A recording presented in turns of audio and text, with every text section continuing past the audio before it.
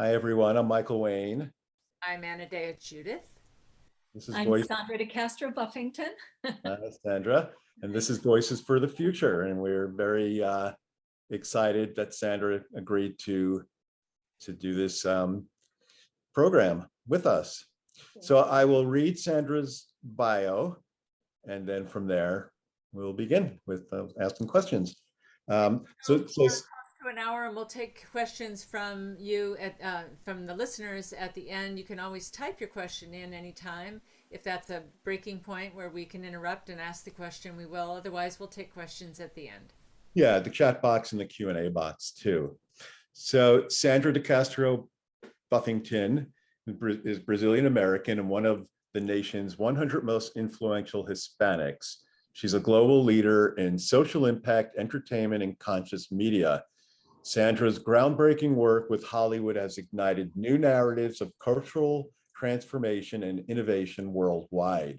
Sandra inspires creators of television and film to develop pro-social storylines that elevate consciousness, improve health, justice, and well-being. And Sandra has worked in 50 countries for over 20 plus years on behalf of women, girls, and families. Sandra is the president of Story Action and founder of UCLA's Global Media Center for Social Impact, and her work with creators of television and movies accurately, consciously reflects the most important topics of our time. And Sandra is also the co-producer of an important new film entitled Brainwash, Sex, Camera, Power, directed by Nina Menkes, with an all-female producing team. It had its 2022 premiere at the Sundance Film Festival and also at the Berlinale, if I pronounce that right, Film Festival in Berlin. And Sandra seeks to elevate consciousness and improve health, justice, and well-being through storytelling and impact campaigns worldwide. And an important aspect of Sandra's life that she feels helps inform her is being guided by deep dives in her daily meditation practice and helps be informed by source. So Sandra, welcome. Thank you.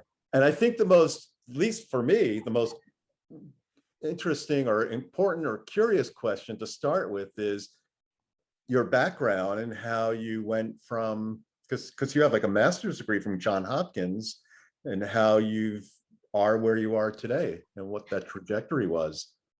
Well, thank you, Michael and Anadea, for having me. I'm so delighted to be here. And well, that question, it's kind of like, where did you come from? I think we all have interesting backstories. I'll just say, I grew up Brazilian American, and, I grew up code switching as a child. We spoke 2 languages in my home, actually more than that, but my maternal language was Portuguese and my paternal language was English. So I grew up doing this code switching and bridge building and, kind of showing up as the child of an American and then showing up as the child of a Brazilian, and the values were different and the modes of operating were different and the expectations were different. And so, I grew up with this sensitivity to the way that both cultures were kind of misunderstood and misconstrued on both sides. And as a kid, that puzzled me because I knew that these kind of stereotypical images didn't fit. And, I grew up and was educated in the US. I spent my summers in Brazil, and, people thought we spoke Spanish. And while I do speak Spanish, we actually speak Portuguese in Brazil, things like that. There was just a lot of, so the narratives were often wrong. And I got that very young. I also my mother was a singer.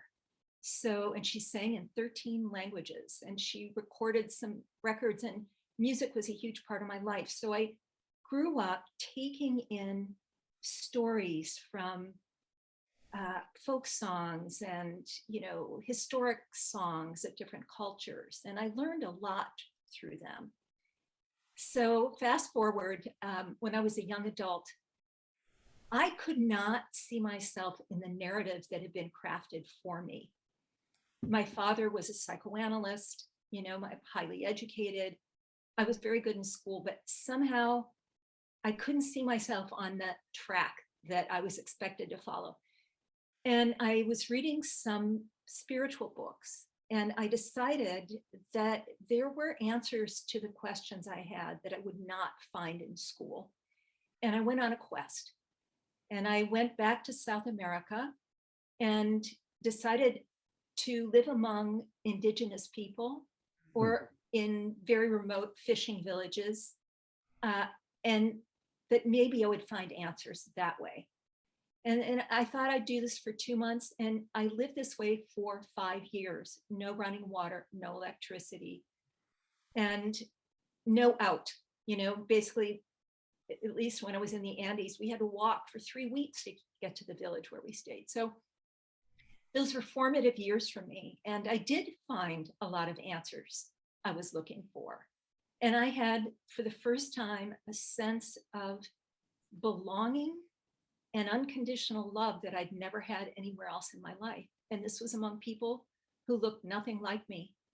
And the only expectation was that I would participate in life and, show up and contribute what I could. I learned people give at the level they can.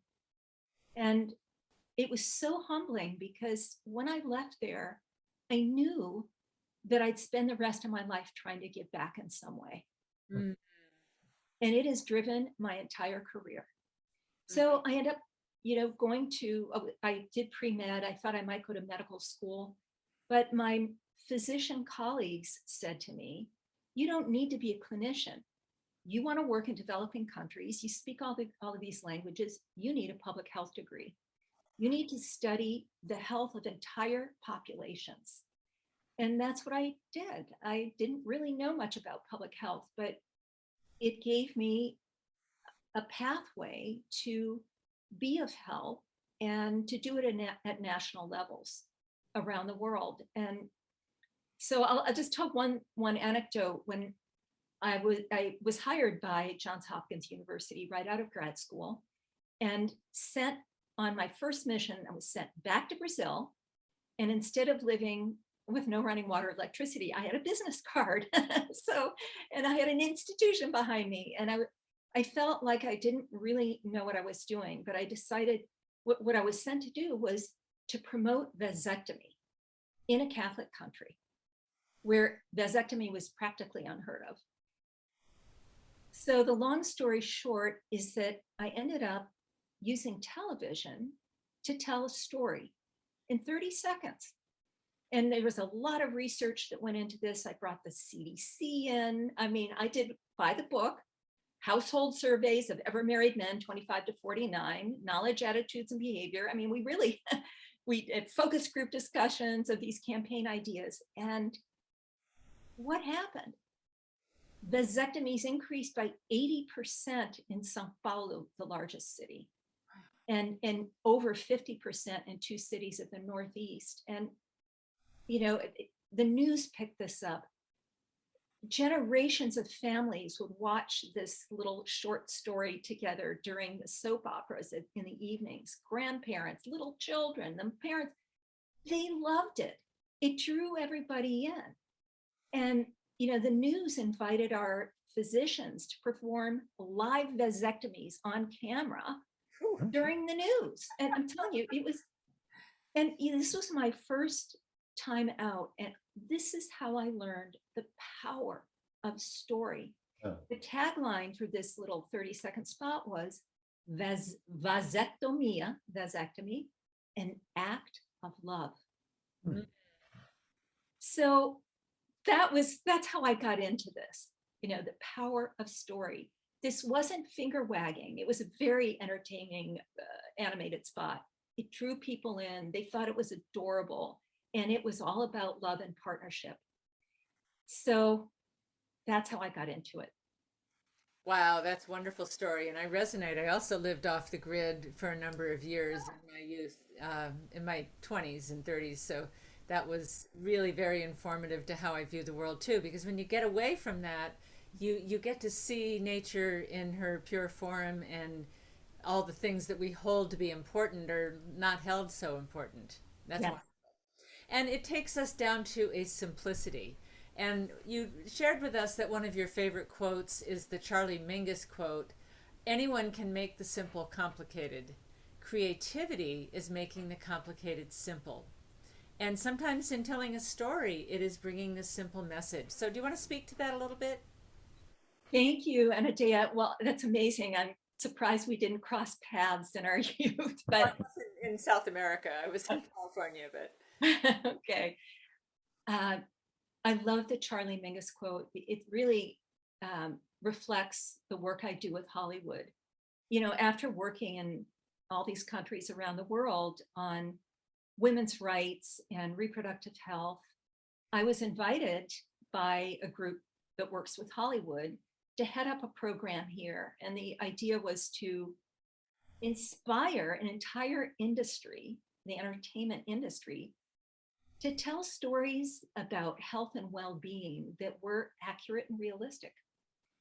And this Charlie Mingus quote is, you know, shows us that we can take the very complex world of health, medicine, science, justice, all mixed in together, and convey them so simply in a story.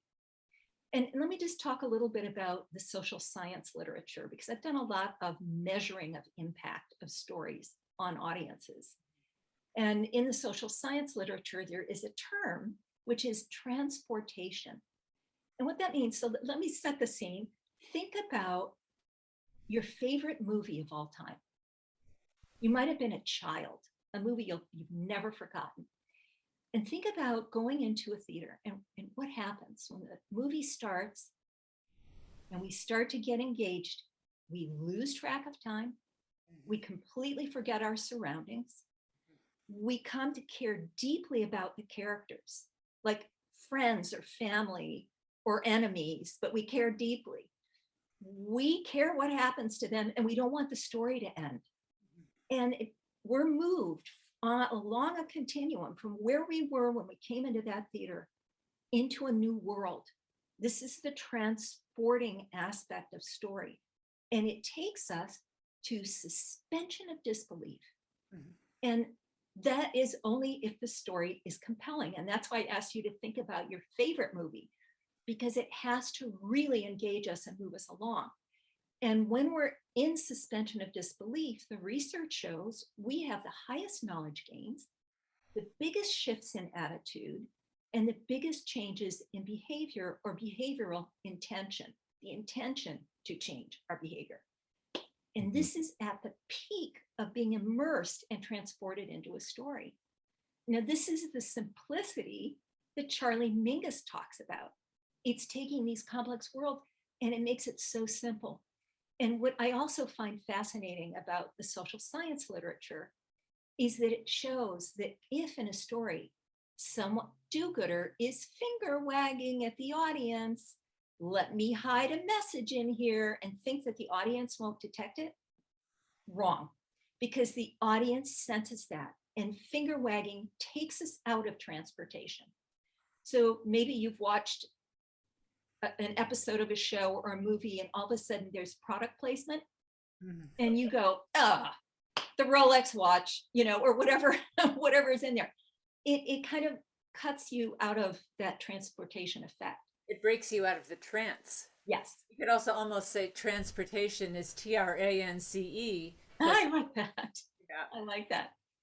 So that's the power of story. So if there is content that's accurate and realistic, and it's reflecting the most important issues of our time accurately, we can really learn without being finger wagged at. Yeah, you know, it's really a shared experience, especially in a movie theater.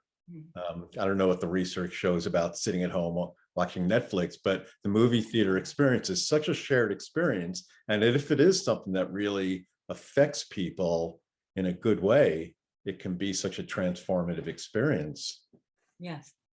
Yeah. And the research shows that also just, you know, an individual watching an episode on the iPhone or on a computer screen also has that effect. Oh, Yeah. that's Well, good. we certainly have a lot of changing of the world to do. And I know you've worked a lot on the women's front with Yeah. women's issues, and especially on this recent movie that you've worked on. I was reading some of the more detailed bio that calls to the sexual assault center went up 43% from the Grey's Anatomy series. Can you speak to some of the women's issues that you've been working with and how you've been able to influence what's really a very male industry? Yes.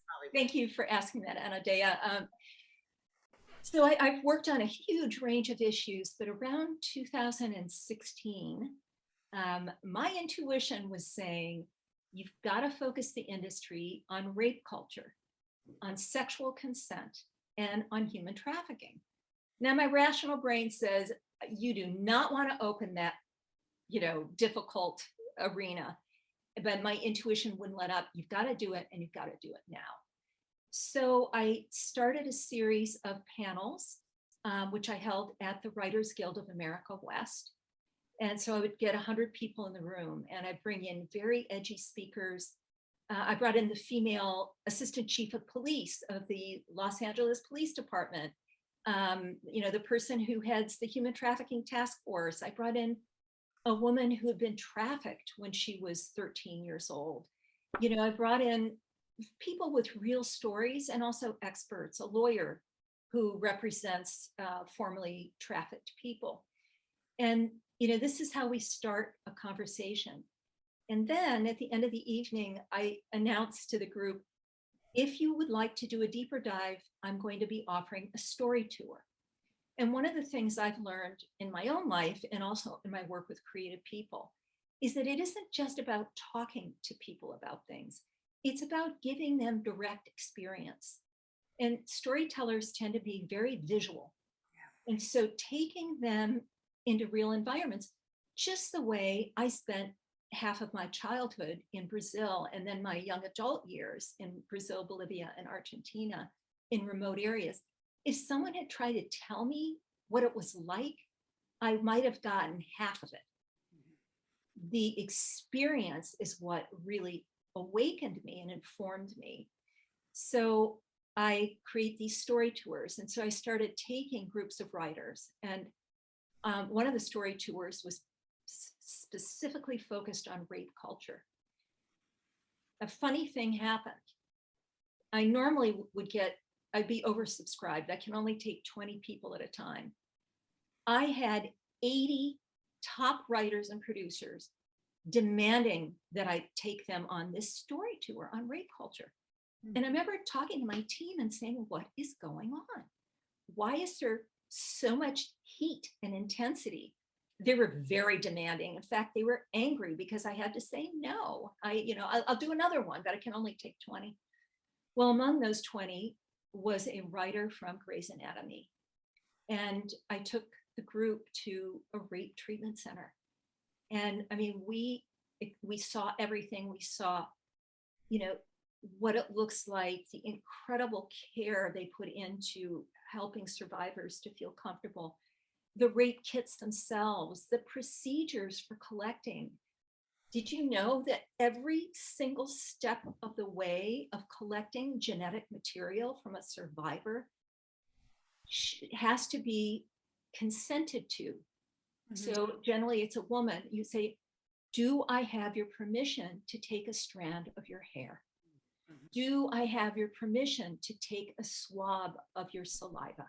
Mm-hmm. And the survivor can say yes or no every step of the way. These are things that I didn't know, and the writers certainly didn't know. And so I also took them on that particular tour to a rape treatment center for children under the age of 12. Oh. Mm. And in that particular environment, there is a room that is a mock, it's going to make me cry. It was so moving. That is a mock court setup so that children who are going to have to testify can practice and get comfortable being in a mock setting. So long story, this writer from Grey's Anatomy ended up creating an hour-long episode on sexual assault. And in that episode, she depicts the entire rape kit collection process, the consent the survivor has every step of the way, the incredible support that was given to her. And the second part of this, and I'm telling you, I'll never forget this scene. The writer created a scene where this character, after the collection, is being wheeled down a long hallway in a gurney to an elevator where she will be taken to surgery to repair her wounds. And she's terrified, and she's holding the hand of one of the physicians. And as they begin, what they had done in preparation is they had called all the women who worked in the hospital, doctors, nurses, assistants, secretaries, cleaners, top down, bottom up, all women. And they lined the two sides of this long hallway. And they stood there in solidarity and support. It was so moving. And here's this traumatized woman who's terrified to leave this little exam room. And all of a sudden you see her begin to take in the love and support, the witnessing that's there for her. And the research shows that immediately after the episode, there was a 43% increase in calls to the National Rape Hotline number. And we don't know exactly why, but from what I just described, this whole episode provided insight into the safety measures that are built in and the care that's available. So it's not that it caused more rape, it's that more people felt safe to call in about it. Exactly. And they felt safe to speak out and felt safe to reach out for help. That's exactly right, Anadea.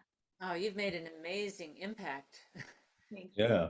Yeah. So Sandra, when I read your bio, it said one of the things said was that you're a global leader in social impact entertainment, which you're just talking about, and also conscious media. So I'm wondering if you might be able to find conscious media and also its opposite, what would be unconscious media? That's a good question. Yeah. So for me, okay, well, see, how do I frame this? It is easy for me to talk about social impact entertainment in the industry. It has become a buzzword. When I first started this work, we didn't even have a label for it. I didn't put a label on it. Now that's understood. It's part of the lexicon. The conscious media part is of great importance to me because consciousness, I'm a meditator. I don't talk about this much with the industry, very rarely, but I have a meditation practice morning and night that informs everything I do, including the intuition to focus on, the whole rape thing. And I'm going to tell you another case study that came out of that. But, the idea of having stories that elevate consciousness is a little different, is a little subtler than the social impact, where I focus on immigration and prison reform and LGBTQ and gender equality and those issues, which also relate to consciousness and to social justice. But the conscious media might address some of the subtle realms that are very hard to depict in storytelling. The inner state of a person is much harder to depict. How do you show a contemplative practice on a screen that is an inner practice? Right.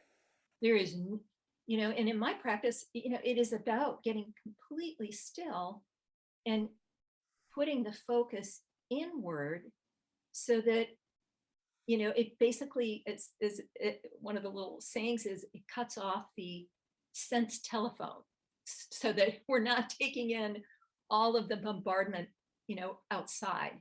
And so the idea that some storytelling can actually depict, portray altered states of consciousness, I find very appealing and very needed.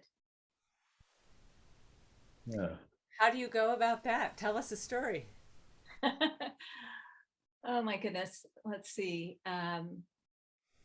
Because I understand what you mean about this is an interstate. How do you, how do you portray an interstate? It's one thing to portray two people interacting or what's going on in a neighborhood or a war-torn area, but it's another thing to say what's going on inside someone's sacred being. I think one of the ways is it isn't just about depicting practices, but it's about depicting characters who have an inner compass that is unshakable. And in the practice I do, there's a saying, we learn to stand unshaken midst the crash of breaking worlds. Mm. Mhm. And that is the nature of life. I mean, look at our world. It is crashing all the time. And so these practices give us a way to stay grounded in something that isn't changing. Mm-hmm. And so it's possible to depict characters who aren't as reactive as we normally see. They're not losing themselves in reaction to a situation, a person, place, or thing. They're staying connected to something greater, whether it's their intuition or its source or it's God or it's spirit or it's nature, whatever it is for people. I think that's one way to show it. And, I'm going to give a plug for the Illuminate Film Festival, which is founded by Danette Walpert. And I've helped her out every year that it's been held in person in whatever way she wants or needs. But that's a festival that actually seeks out conscious media so that people can, experience films in a group setting in a theater. And they often depict varying levels of consciousness. And sometimes it's a story of seekers who go around the world and meet people of different lineages and practices to find out about their paths and their stories and how they attained elevated consciousness. And then to try the practices. I think there's just a lot of different ways to do it. Yeah. And I was telling about the movie I saw recently that you hadn't seen, The Worst Person in the World, a Norwegian film. But so it made me think, it's a beautiful story, that and anything that's, you could say conscious media, it's also about like where a film, a story portrays personal growth, because that's really what the film is about, a woman's kind of liberation, growth, and trajectory. And that's also really important, not fake, like, oh yeah, I'm all of a sudden realizing I'm cool, but really, something really authentic and about that personal growth and going through the trials and tribulations of life and really and the lessons that we can learn from that. I remember a show that was probably 30 years ago, a TV show with David Carradine. I can't remember the name of it, but he was a martial artist, and it was Oh, Kung Fu. what was it called? Kung Fu. Kung Fu. Kung Fu. Yeah. But it was episode after episode about how he Oh handled yeah. situations from a very centered meditative place, and that was way before its time. Fascinating. Yeah. Well, I think my work with Hollywood will be done when here's one of my goals, is for consciousness and self-mastery to be the new frontier. Mm-hmm. The sexy, Mm-hmm. cool, something that young people are clamoring for, instead of beat 'em up, shoot 'em up. Yes. Mhm. It is about the daunting path of self-mastery, Mm-hmm. which is daunting for us Yeah. all. Uh-huh. But for that, if we can start seeing depictions of young people, and these can be toughies, it can be any kind of person, it can be the most unlikely characters, but who find that they have the means to achieve self-mastery, which gives them a lot more choice in life and a lot more room to choose how they want to act instead of to react and get themselves in trouble. And also how to elevate others, how to create the world, as the expression goes, to create the more beautiful world we all know is possible. Mhm. And so that, you know, and also to start seeing some of the tools that help us achieve self-mastery. When that's on every show, because what I know is what we see on the screen creates a new normal. Mm-hmm. There are many, many case studies around this, but you know, the same-sex marriage law being passed is attributed to certain TV shows that reflected same-sex partners having families, just being regular families like everybody else, normalizing Mm-hmm. what wasn't Black normal. families that white people get to see into the Black lives, you know, and gives them a kind of normalizing. Yeah. I want to ask you then about violence in movies. Every time there's a mass shooting and it's, you know, portrayed in the news and people act like they're surprised, I say we're not going to get over that as long as we have our movies full of shoot 'em ups and our television shows full of shoot 'em ups that is constantly programming the mind. Why should we be surprised that people then go out and buy guns? And I've understood that the NRA actually finances a lot of movies in Hollywood to put the guns and the violence in there. What do we do about that facet of our culture to stop programming ourselves with this? You know, even what Putin's doing right now is like right out of the playbook of the amassing armies that you see in Lord of the Rings marching down the corridor. How do we confront that? How do we change that? How do we get that out of our entertainment? This is a very good question. And I'll just say, you know, I've been interviewed by the press a lot around this issue. Mm-hmm. And I'll never forget, I think it was the New York Times reached out to me and said, we've got this press release, the study's coming out. Actually, this one wasn't about violence. It was about, you know, this scientist did a study of 3 years of movies and saw that, you know, 45% of the shows depict kids not using helmets and seatbelts and, you know, the safety measures. What do you have to say about this? Social media, or social impact entertainment person? I would say, okay, so what were the measures before the 3-year study? What is the trend line? Is it getting better? I knew it was. Mm-hmm. Yeah, maybe 50% isn't good enough, but this particular study was calling for restrictive action and, you know, some law that would prevent them from having depicting. And I just said, no, for me, my goal is above all to uphold creative freedom. We uphold creative freedom, number one. And then, and this is the role of the story whisperer, it's my job to inspire these writers and producers who come to my events and come on my story tours. I take them overseas. I take them to India. I take them to South Africa. I take them into East and South LA, into communities they would never visit on their own. It's my job to inspire different kinds of storytelling. And guess what? It works. We had 565 storylines on 91 shows in the span of 3 years. And I've been doing this for nearly 15.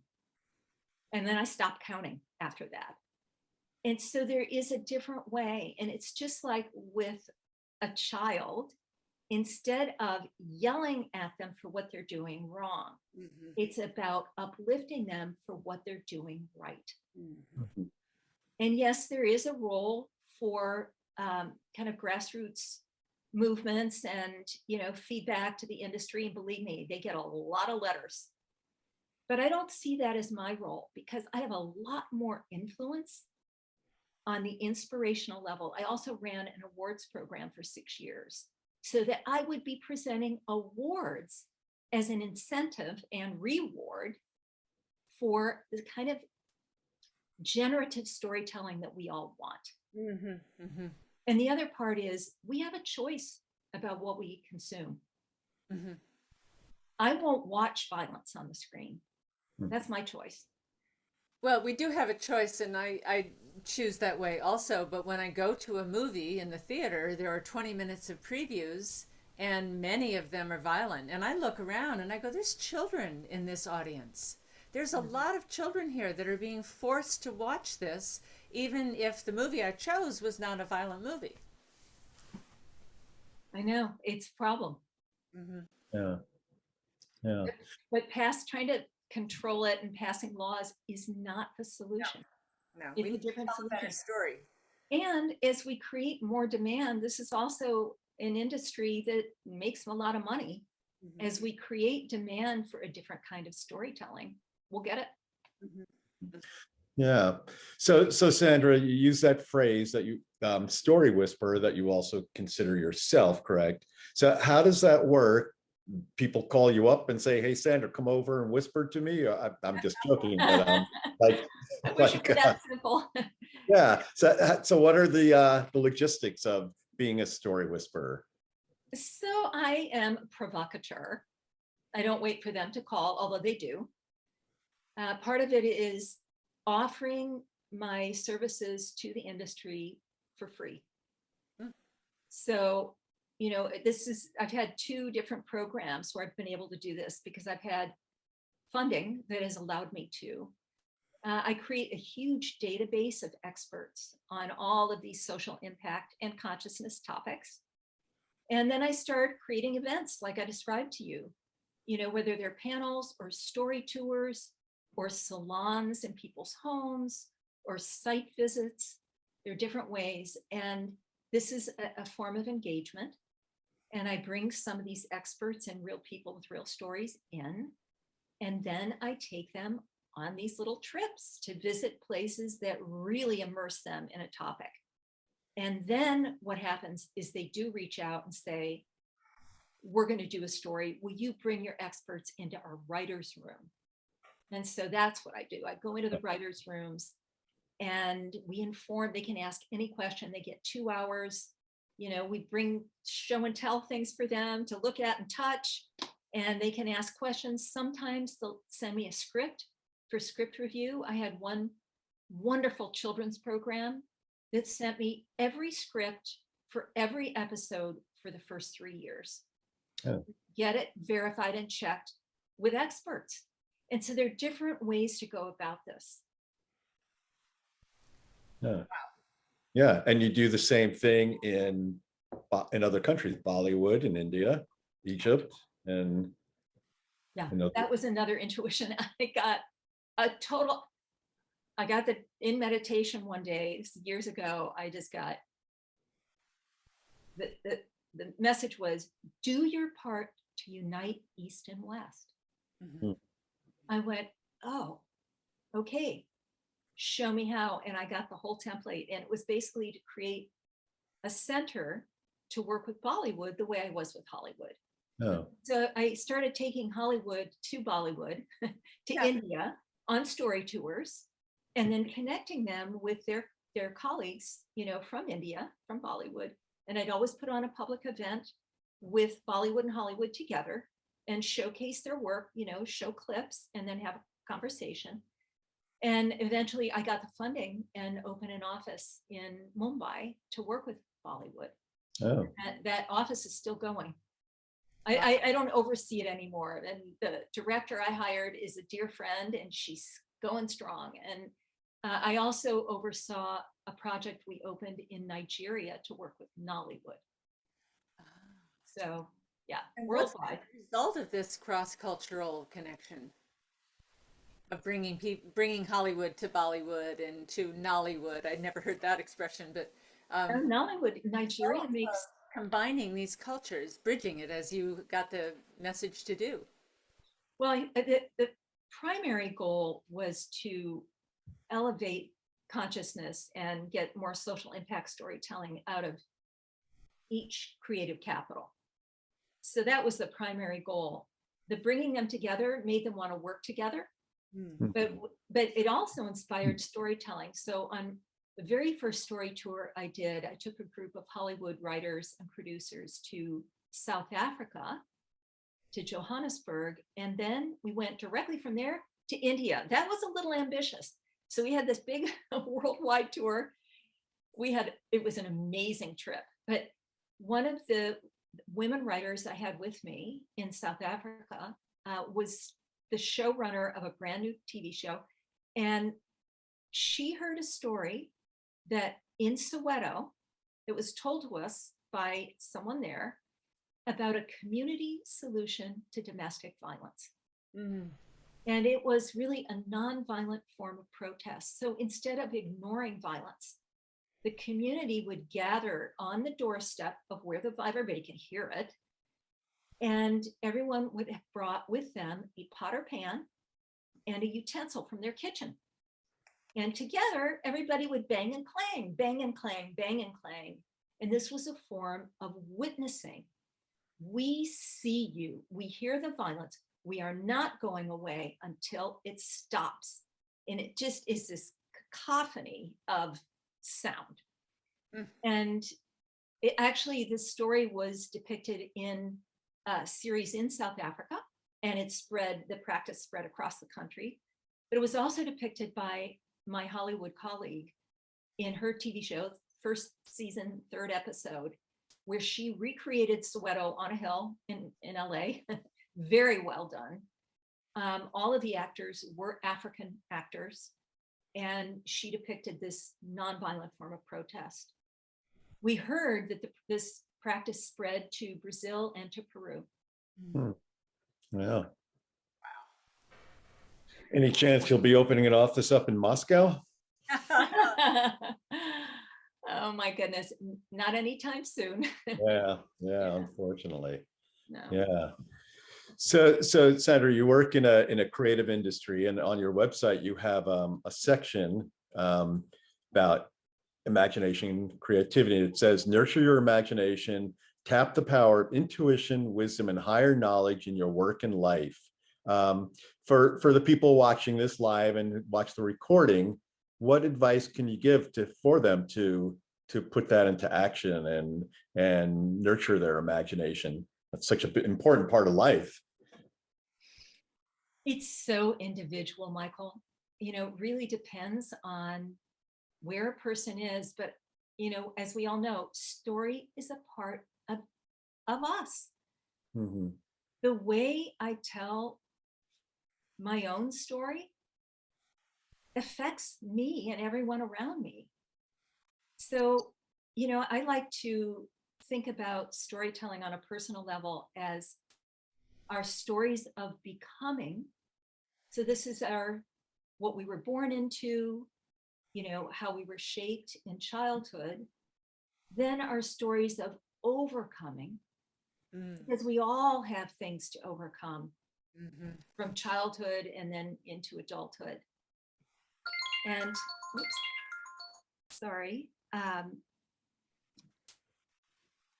becoming, overcoming, and then our stories of transforming.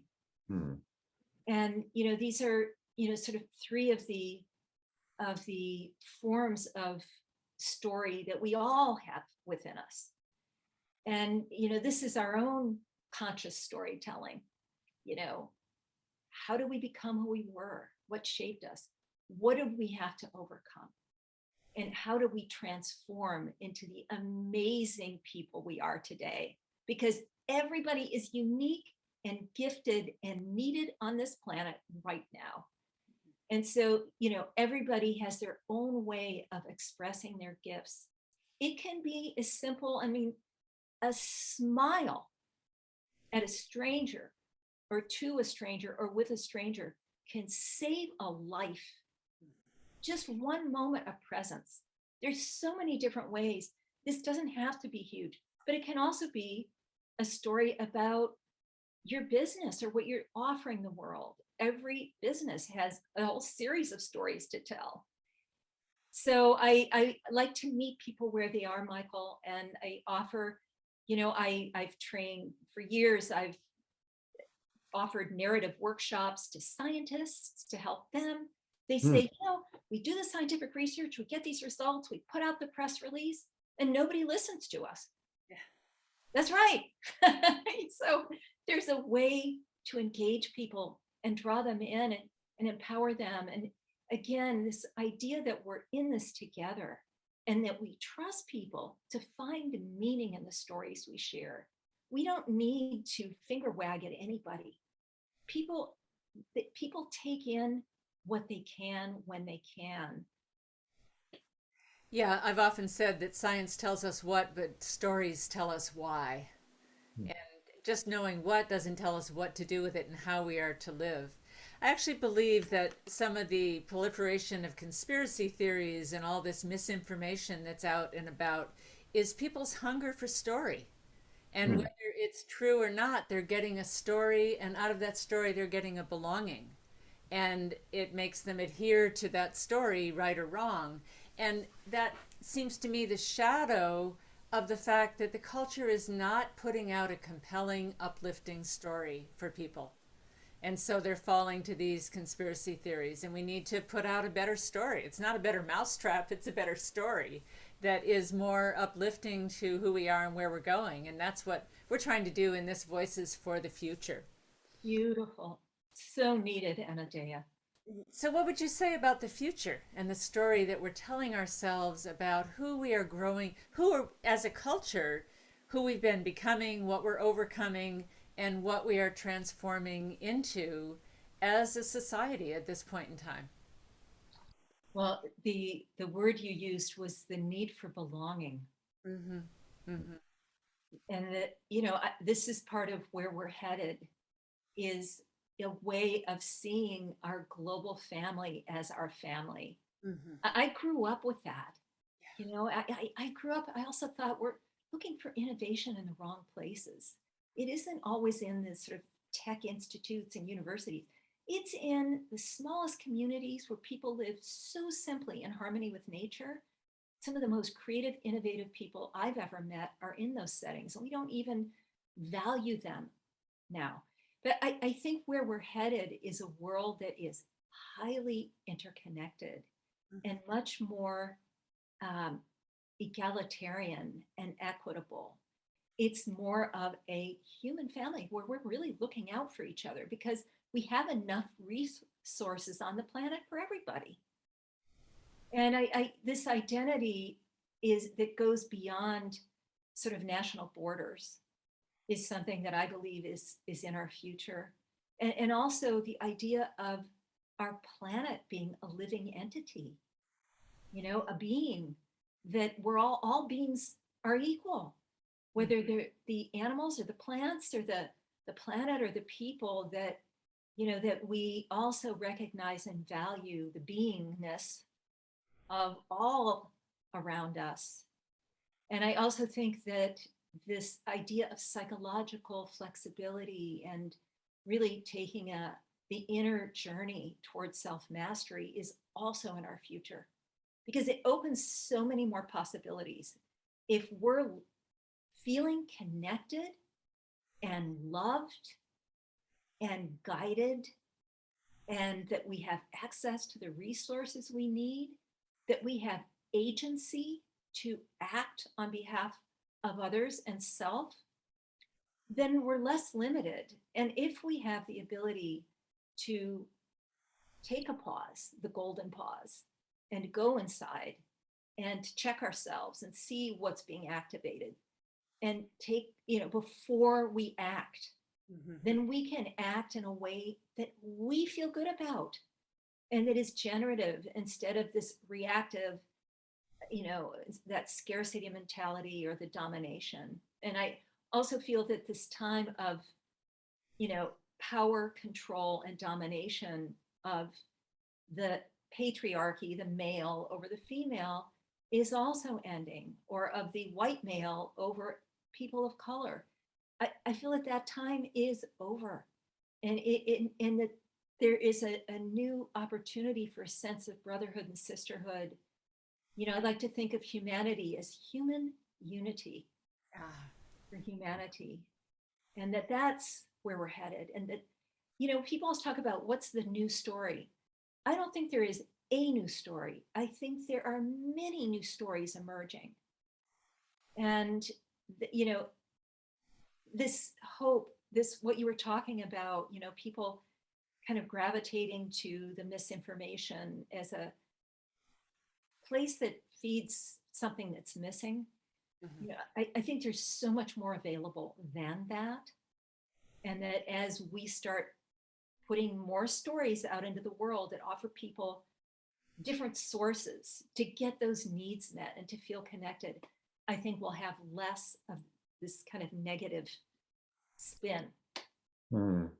Oh, Well, I totally agree. Yeah. yeah. Yeah, and so when you were talking, Sandra, I was thinking of this unfortunate situation in the world right now, Russia, Ukraine, and in a way, it's kind of like a clash of this, what this world we could go to towards this old paradigm. You know, the world has pretty much cohered around the Ukrainians' situation and trying to force Russia's hand economically and also set them up as a global pariah, where at the same time, Putin, very male-oriented culture, Russia, represents that imperialist mentality of conquer, I want it for myself. And it's not necessarily, I don't believe it's black and white in certain ways, but it seems like that old paradigm, and we hope it has a good ending. But I think in the long run it will, because we're seeing the toxicity of that paradigm, kind of like 20th century, 19th century mentality. And there's a good reason Europe has not had a war in 80 years. And that's because they've moved towards social democracies and towards collaboration, social cohesion. And Russia has just set themselves up in a bad way.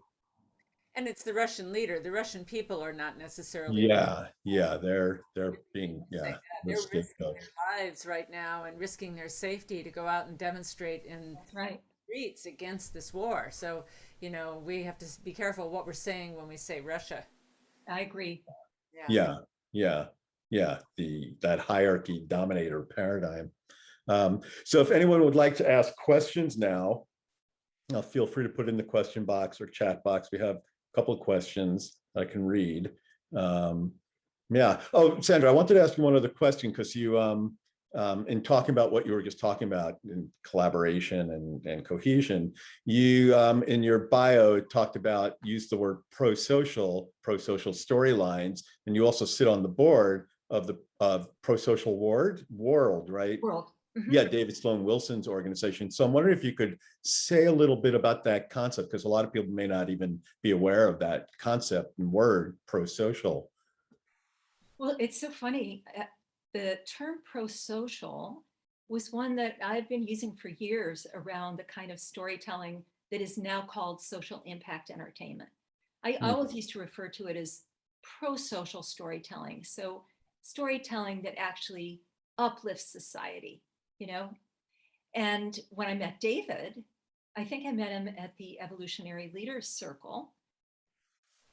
He said, you're using the term pro-social. Did you know I have an organization called Pro-Social World? I said, you're kidding. I've never heard that term outside of Hollywood and pro-social storytelling. So that's, how we connected. And David and I have had an ongoing series of amazing conversations. I'm actually a consultant with their organization around narratives and narrative change. And they invited me to join their board of directors, which I was really honored to do. And I'm helping them with a project in Latin America around cultural transformation throughout the region, and using some of the pro-social world's tools and techniques to advance cultural transformation and conscious evolution. Yeah, that's wonderful. Yeah, and for people, we've dropped David Sloan Wilson's name, and for people who aren't aware of it, he's a well-known in the field of evolutionary biology. So that's really important that you're working with him. And I put in the pro-social world website, and a little earlier I put in Sandra's website also. So I will read the questions. This is in the Q&A box. First one from Marie, or both are from Marie.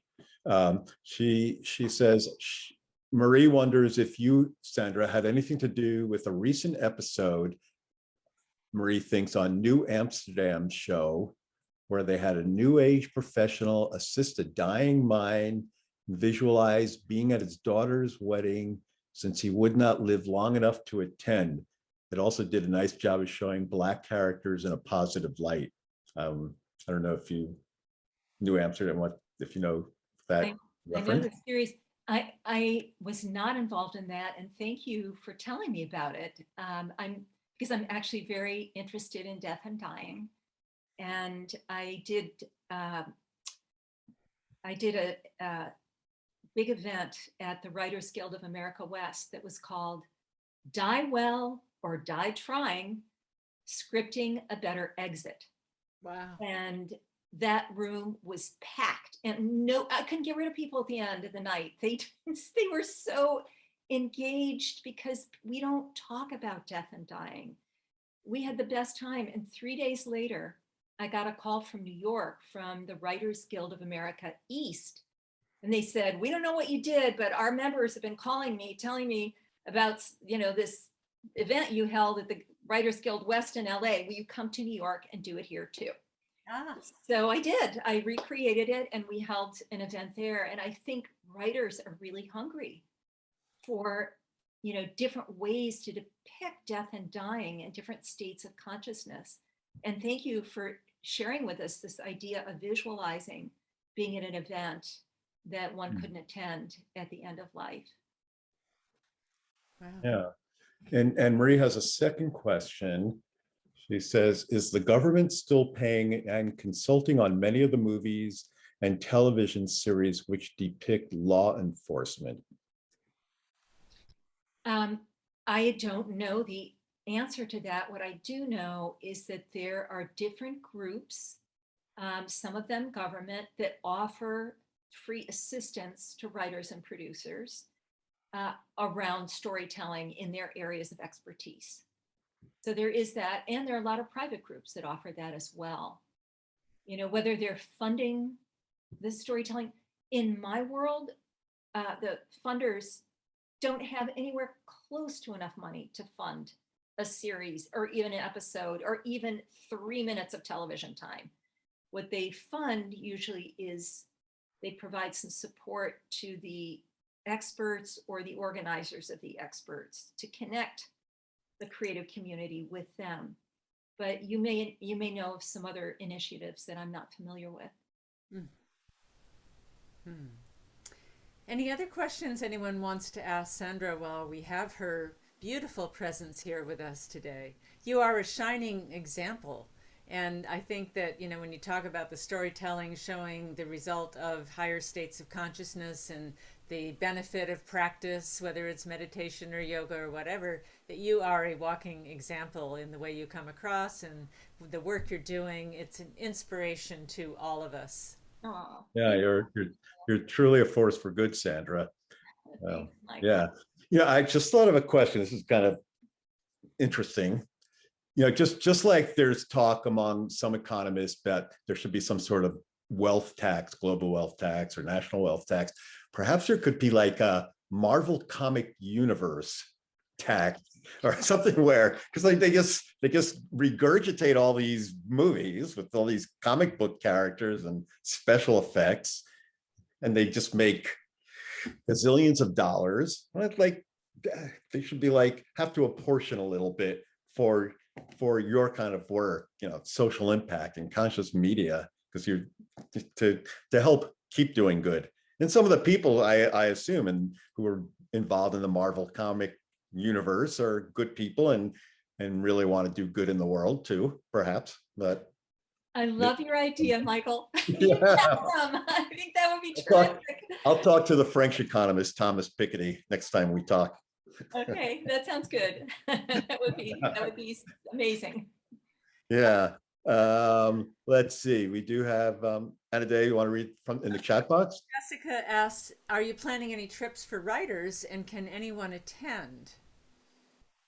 Thank you for asking, and I would love to have you on the trip right now. Because of the pandemic, those trips have all been shut down, and like everybody, I've been home, doing the isolation for 2 years. And I actually just went on my first trip overseas a week and a half ago, 2 weeks almost, for the premiere of our documentary film, Brainwashed, Sex, Camera, Power, at the Berlinale Film Festival, which is the Berlin's film festival. So I was able to go overseas.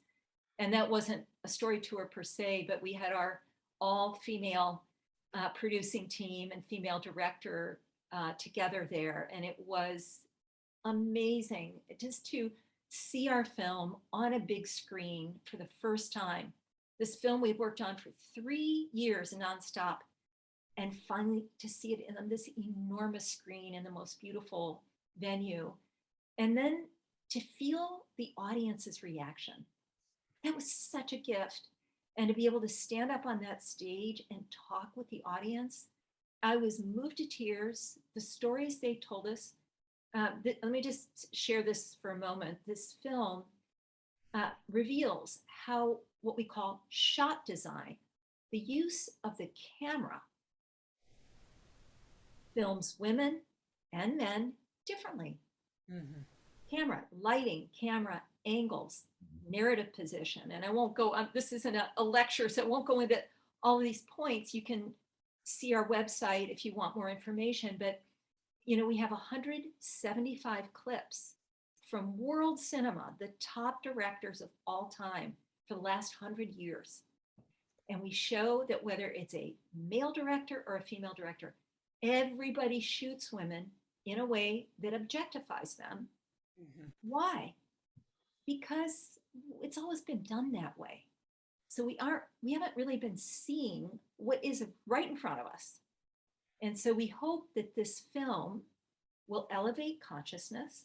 We're not telling anybody how to make their films. We're not trying to control. We uphold creative freedom. And we're also elevating consciousness so that people consciously choose, instead of fragmenting and isolating women and their bodies, that they depict women from the female gaze, the female perspective, not just from the male perspective. Wow. So long story, no story tours right now. And hopefully, you know, when the world comes back to normal, we'll be able to start them again. Yeah, and someone could look on your website where they might find that information. Yeah, so I put the website in there. So we have a question in the question and answer box. We have a question from Grace Denise, who's wondering about, do you know Eben Alexander? He's in the I actually personally know him. Okay, yeah, he's in the Evolutionary Leaders. Yeah. So Grace Denise is wondering about, will his book, when will his book become a movie? Only Eben Alexander can answer that question, but I will tell you, I met him way before I was in the Evolutionary Leaders Circle. And when he came to LA, I actually set up a lot of meetings for him for the very purpose that you're asking about, to help him tell his story, you know, in movie form. So I don't know where that is. You know, I haven't followed that. And just, I'm sure you know, it takes years and years to make a movie and to get it to the screen. So even with our own films premieres, you know, we've had 2 and we have a 3rd coming up in Copenhagen this month. People keep saying, when can we see the film? When can we see the film? We don't know yet. It's, you know, there's a sales process and there are a lot of things that happen and it takes a while. So I too hope that Eben's story gets told in a film, because he is an amazing human being. Yeah, it's such a strong story. I mean, and he left the medical profession, or he's not really ever since. Yeah, for people who don't know, I forgot the name of his book, but that he clinically, right here on my bookshelf. Oh, yeah, but I don't know if he was considered clinically dead, but he just had a near death or altered, whatever you call it, out of body near death. Yeah, near death experience. Yes. Yeah, and it just changed. And that reminds me also, Anita Moorjani had she wrote Dying to Be Made. I know her book got optioned by, I think, Ridley Scott, but I don't know what if anything has come of that. either. That's the other thing. It can be optioned, and then you don't know if anything's going to happen. So it's funny. I met Evan Alexander and Anita Murjani within 6 months of each other when they both came to LA.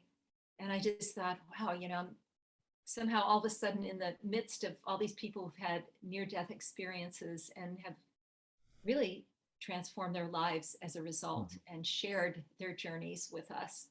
So I'm very grateful to them. Yeah, yeah. So we have anything in the chat box, Anadea? Or It's a true privilege to have been present in this conversation. Anne says, thank you so much. Thank you for your work. Very inspiring from Jessica. People are putting beautiful questions, beautiful comments, no questions, but just comments about listening to you and your beautiful spirit and all the work you've done and the incredible impact that you have made in transforming culture. It's really been a privilege to interview you. Thank you, Anadea. It's such an honor to be here with both of you. I just had such a good feeling and about both of you and about joining you today. And I can see why. I'm going to put my Instagram account in this chat in case anybody wants to join me on Instagram. I'd love to see you there. And that's a place where I announce what's going on. Let's see if I'm getting a little bit of spin here. Okay, here we go. I actually have one last question. When you talk about taking producers and whatnot to places like South Africa and India, how do you get them enrolled and going? I mean, they're busy people. How do you get them to go to far off places to, on a fact guiding tour or experience? Well, I don't frame it exactly that way. I frame it in a what I've learned about Hollywood is to frame things in a very edgy way. Sometimes it's a little bit obnoxious for my taste, but it's what draws people. Like, one of our events was like the one I mentioned, Die Well or Die Trying, Scripting a Better Exit, or 12 More Years a Slave. Is mass incarceration the new slavery? It's this kind of thing. It's, I think we had one that was bland. It was, 5 ways to save a life under $1. Think that was, but the other ones are usually pretty edgy, and they actually respond to the edginess of it. So I would frame the story tours in an edgy way, and I would get funding to pay for the whole thing. So basically, all I need is 7 days of their time. In the old days, there were a lot of time, though. 7 days. And if they wanted to do South Africa and India, I had to have 2 weeks. But I curate these trips so carefully, and they're always curated around a theme. So global health or whatever it is, there's a theme, so that they would match to a theme. And I've just had the most amazing people. But most of my story tours now are local. So I can do them in half a day. And I curate those very carefully too. And I have a scene setter I have a little bus, and I pick them up at the Writers Guild, load them up, and I have a scene setter, like an expert, so that we can talk as we're driving to a location. I've done them on gang violence, on climate change, on toxic housing, on food deserts and swamps, you name it. I've got, I've taken them to islands to learn about living off the grid, but that we can drive to and take a ferry. So, they're not all a huge time commitment, but truthfully, those overseas trips are transformative. Yeah. So let's see, another question. Grace Denise wanted to know best way for screenwriters to get in touch with you.